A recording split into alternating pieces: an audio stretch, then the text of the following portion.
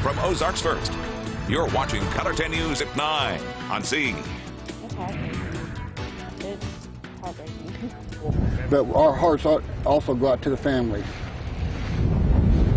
One person is dead after a line of strong storms moved through the Ozarks overnight. Several businesses were badly damaged, and trees and power lines are down all over the southwest Missouri. Good evening, I'm Crystal Blair. Thanks for joining us. Tonight, as recovery efforts begin, weather officials have confirmed 2 tornadoes. An EF1 in Aurora. This is the one that left 1 person dead. There was also an EF0 confirmed in Monette. Color 10's Francis Lynn spent the day in Aurora and shows us the aftermath of last night's tornado. I feel sad. I feel horrible. I feel heartbroken for the loss. I mean, it's tragic, and small towns, we're all close, and we all stick together. And then I pray everybody else is okay. According to a National Weather Service damage survey, a tornado hit near Aurora, then tracked to the motel where 1 person died. We did have a fatality at the motel, and it was storm-related fatality. Aurora Police Chief Richard Bottoon says the victim was inside the motel during the storm. He was a result of the storm. It was at the Aurora Inn. He was a patron there. So at this time, that's all we have on him until we can notify next of kin. Robert Ward, fire chief at the City of Aurora Fire Department, says the motel sustained a lot of damage and no one can stay there right now. We're assisting them by getting their driver's license. We have a list of people that were staying there. We're confirming that. We're walking them up and letting them get their possessions out of the motel. Everyone else who was staying in the motel is safe and is currently staying at other places. We've got everybody placed. We got Red Cross coming back right now for 1 more family. The tornado then tracked north across Highway 60 and did damage to Sutherland's. Color 10 will have more on that story tomorrow. In Springfield, Francis Lynn, Ozarks First. The storms also hit the Branson area. The Delmonico Resort in Ridgedale sustained damage. Check out this video. It ripped off part of the roof and knocked over a brick structure. The storm left debris scattered all around the resort. Already today, a bulldozer is clearing the damage. We were not able to speak with the owners of the resort, but we did talk to a neighbor. Danny Tortorella lives near Delmonico. He told us that he slept through the storm but woke up to damage this morning. Well, I got up and saw the tree down. Basically in my front yard was my neighbor's tree hanging on some wires, and didn't think too much. I thought it was an old tree, and then I heard about this over here at Delmonico, and said, nah, something's going on, so I started riding around. Tortorella told us that the storm woke most of his neighbors up. In Monette, where an EF0 tornado hit, a mother is thankful that her 3-year-old daughter wanted to sleep in mommy's bed. You're seeing damage done in a new subdivision in Monette, south of Race Brothers and west of Highway 37. Stephanie Cogdill's home was hit hard. She told us why she's thankful that her daughter was not in her own room when the storm hit. And I told her, no, you're to stay in your room, babe. Luckily, it was not a fight that I wanted to have that night, and I let her sleep in my bed. Her window shattered all over her bed. So if she had been in her bed, she would have been covered in glass. So God was with us, had his hand on her. Gogdill told us the storm blew part of the garage door into the garage and did major damage to the roof. Beth, you were here into the early morning. Walk us through what you found out. Yeah, so myself and Chief Meteorologist Jamie and Elisa, we were all here doing constant coverage for at least 4+ hours, and the storms really tracked from the south and through the Ozarks, and we have several storm reports to talk about. This is just one that we saw. If we take a look at our storm report map, we have a thunderstorm damage that went through. This is gusty winds, and this is a very large tree that came down. So even some places that didn't see the tornadoes, the 2 that came through, there was still a lot of damage. These are all storm reports that came through between roof damage and building damage, property damage, fences blown over. It is just so important to remember that even if tornadoes aren't going through, gusty winds can affect your property. Here's one of those tornadoes that went through. This is the one in Aurora. It was an EF1 tornado, had winds up to 105 miles per hour. It was only on the ground for about 5 minutes, but 5 minutes, as you saw, can do a lot of damage. This is the tornado in Monette. This was only on the ground also for 5 minutes, but this also did a lot of damage. I'll have more on all of this coming up in my full weather in a couple of minutes. Crystal, back to you. All right, thank you so much, Beth. In Republic, the Macadoodles on US 60 sustained damage. You can see debris in the parking lot. The sign was damaged, most of it torn off by the wind. The flagpole in the parking lot was also knocked down. The storm did some serious damage to Sutherland's Lumber in Aurora. This is on Elliott Avenue, not far from the motel where someone was killed. You can see there was plenty of water in the building, damage to the structure and doors, and debris scattered everywhere. On that same avenue, storm damage at Mace Automotive Group. Aurora's fire chief tells us business owners responded quickly to the damage. Here in the Springfield Metro, we didn't escape last night's storms. This picture was taken at Catalpa Street and Clay Avenue near Phelps Grove Park. The tree fell, taking its roots with it. There were reports of trees down and power outages in the Springfield area last night. City utilities crews have spent the day working to restore power to customers. Well, wrapping up our storm coverage, the National Weather Service confirms 2 tornadoes hit the Ozarks overnight. The EF1 that hit Aurora was deadly, and EF0 did some damage in Monette. And we will continue to follow up on the impacts of this storm and the recovery efforts. And to stay informed about severe weather in the Ozarks, be sure to download our weather app.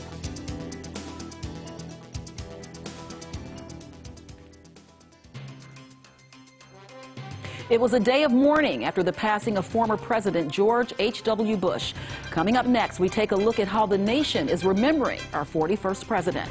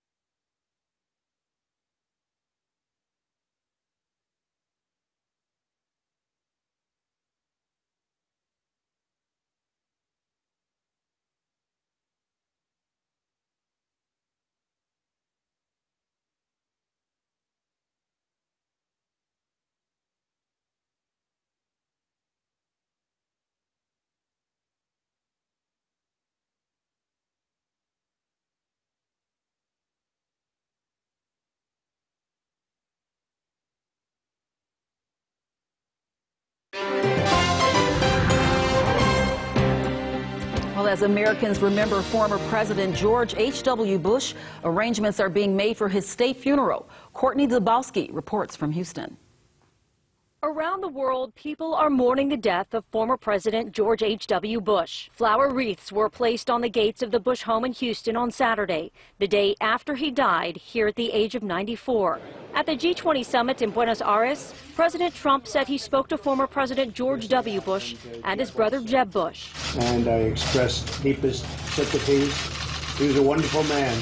President Bush lived behind these flag-draped gates. He was more than just a political giant. He was a beloved member of the community who you would see at baseball games, local restaurants, and charity events. Starting Monday evening, Mr. Bush will lie in state in the U.S. Capitol Rotunda. Today, the U.S. flag began flying at half-staff at the White House, the Capitol, and other federal buildings for 30 days. Mr. Bush served as the 41st president for one term, from 1989 to 1993. Decades before entering the Oval Office, Mr. Bush led a life of public service as a World War II pilot, running the CIA, as a congressman, and a vice president under Ronald Reagan. At his inauguration, Mr. Bush spoke of new beginnings as the Cold War was starting to wind down. A new breeze is blowing, and a nation refreshed by freedom stands ready to push on.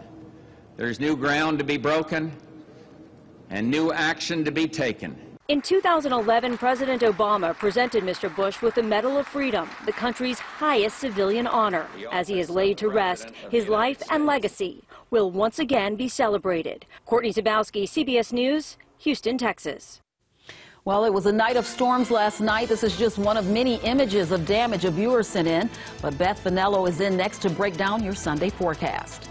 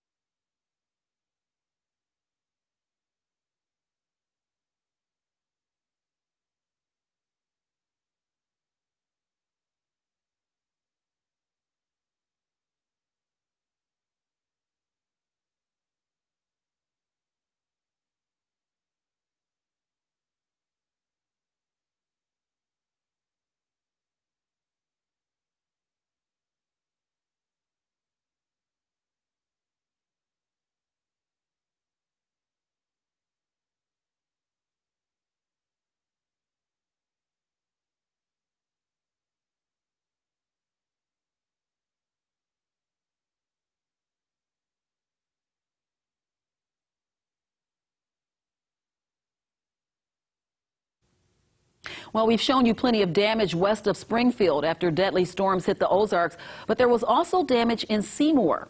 A viewer sent us these images from Seymour this afternoon. You can see winds left a mangled mess in this field and collapsed this structure. You can see more pictures that viewers sent us in a photo gallery at ozarksfirst.com.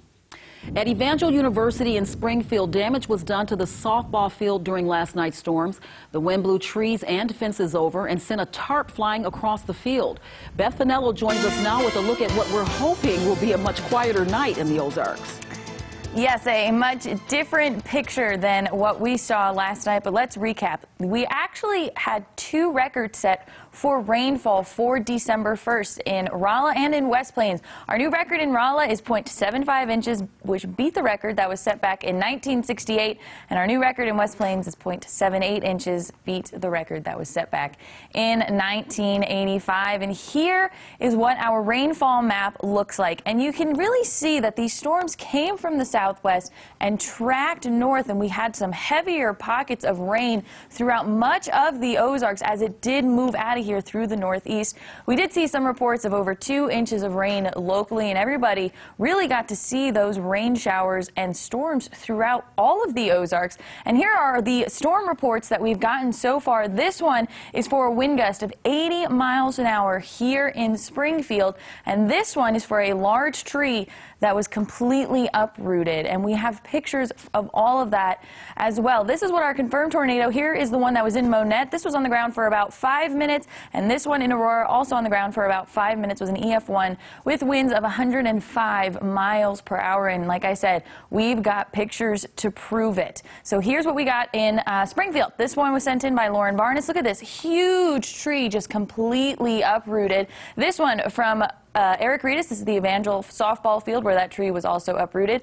Mike Pitts sent this one in of a flagpole that just bent over from those gusty winds, and this one was sent in from Hollister. Again, another large tree just uprooted and fell right on this house. This is that low pressure system that came through last night, and I wanted to point out that this storm is massive. It has not just affected us here in the Ozarks. This one storm has sparked winter storm warnings and winter weather advisories across South Dakota, Nebraska, and Iowa, and tornado watches down in Alabama and in Georgia as well. But here, a much different picture. We're looking at mostly cloudy skies. Temperatures right now at 52 here in Springfield. Things will quiet down, but it is very windy outside. Wind speeds up to 20 miles an hour. We've seen gusts today up to 40 miles per hour, and that will continue. Wind chill's not a whole lot right now, but a much different picture for the beginning of the week. We could see some flurries through the overnight hours, but not much in terms of accumulation, and temperatures tomorrow will warm up to about the 40s, and then we're going to get very chilly starting on Monday, and these wind gusts,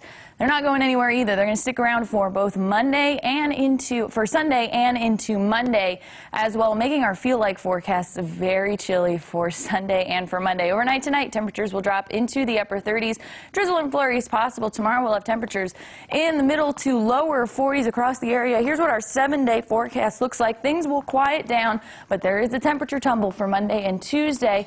Then our pattern's going to kind of flatten out, which will allow for warmer air to come in Wednesday and Thursday, and then we're tracking another system coming in at the end of the week and into the beginning of the weekend with some rain and snow chances possible. Wow, that was very wild yesterday. It was. Yeah, we're going to get a break, thank God. Thank you so much, Beth, for all your hard work and looking so fresh after pulling an all-nighter. Of course. That's right. I'm sure you had a long night, so thank you. Now, what we're going to do next? We felt sorry for him and needed to do something for him, and this is our way of giving back. Spreading kindness, one coat at a time. Our Melanie Chapman tells us how neighbors are helping others in need.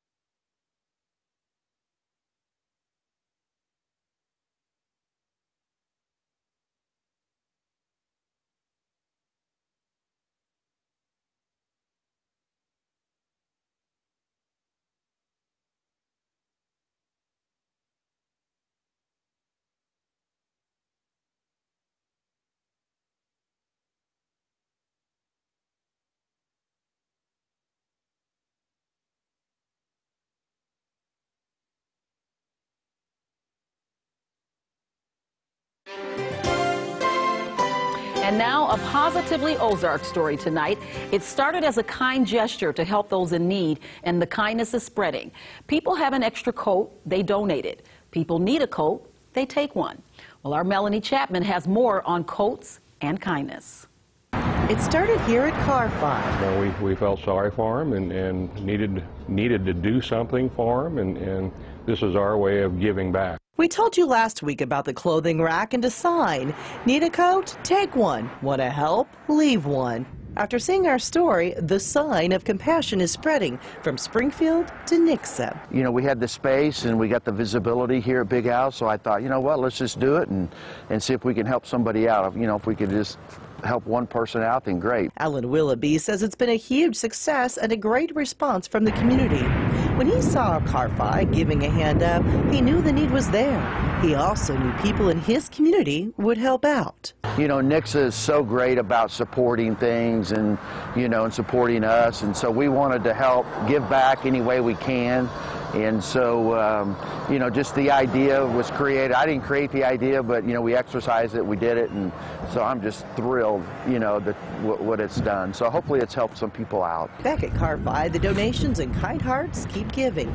Carol Jameson also saw our story on Thanksgiving and was moved. That's what it's all about, you know, helping people out that need help. Word gets around fast, and so do the donations. The Car 5 owners put a portable building outside the business to store the coats, blankets, or whatever donations may come their way. The simple idea has already helped hundreds in our area receive the gift of warmth. In Nixa, Melanie Chapman, Ozarks First. And both businesses encourage others to do the same. Spreading cheer tonight. Spreading more holiday cheer tonight, the second annual caroling at the Crossroads took place in Nixa. Children sang their hearts out tonight as Santa made an appearance, but the main event happened when churches came together, caroled all the familiar hymns on Main Street. There was also the mayor's tree lighting. Organizers say that they're hoping to start a tradition of community Christmas for the family. Coming up, Beth Finello has a recap of your 7-day forecast. We'll be right back.